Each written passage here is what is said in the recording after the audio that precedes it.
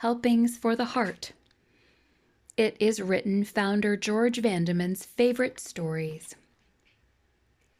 Fearfully and wonderfully made. A small boy was asked to write an essay about anatomy. This is what he wrote. Your head is kind of round and hard, and your brains are in it, and your hair is on it. Your face is in front of your head where you eat. Your neck is what keeps your head off your shoulders, which are sort of shelves where you hook your overall suspenders. Your arms you got to have to pitch baseballs with, and so you can reach the biscuits. Your fingers stick out of your hand so you can scratch, throw a curveball, and add arithmetic. Your legs is what you got to have to get to first base. Your feet is what you run on, and your toes are what gets stubbed. And that's all there is of you except what's inside, and I ain't seen that. There's been some disagreement about what's inside us and how we are put together. Are we just a body with a brain and nothing else? Is there a spiritual component that is as much us as is our body and our mind? Jesus knew how human beings were made. He knew we were made in one piece, body, mind, and spirit. And so he healed the bodies of men and women so that they would have clear minds to accept him and to follow him with all their hearts and with all their minds.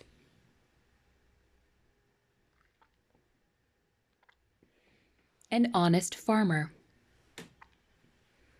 A city attorney wanted to buy a horse. So he went out into the country and found a fine-looking horse he wanted to purchase. The farmer agreed to sell the horse if the city man could catch him. That didn't seem too unreasonable. The lawyer took his 2 sons out into the pasture, but it took them 3 hours to corral the horse and put a bridle on him. And then the farmer, being a meticulously honest man, said to the prospective buyer, "There are 2 things I have to tell you about this horse before I take your money. In the first place, he is awful hard to catch." Well, the lawyer knew that. "The second thing," said the farmer, "is this. He's not worth a hill of beans when you've caught him."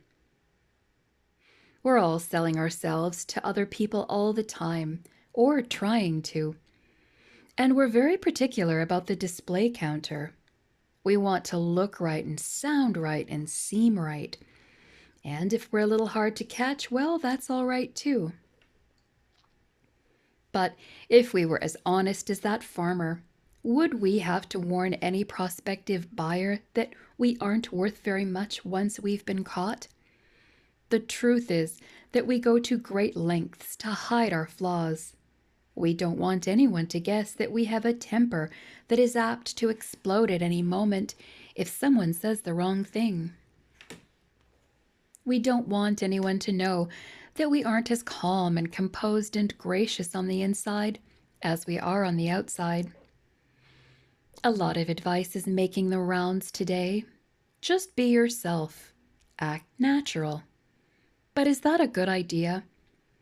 How do we act when we act natural?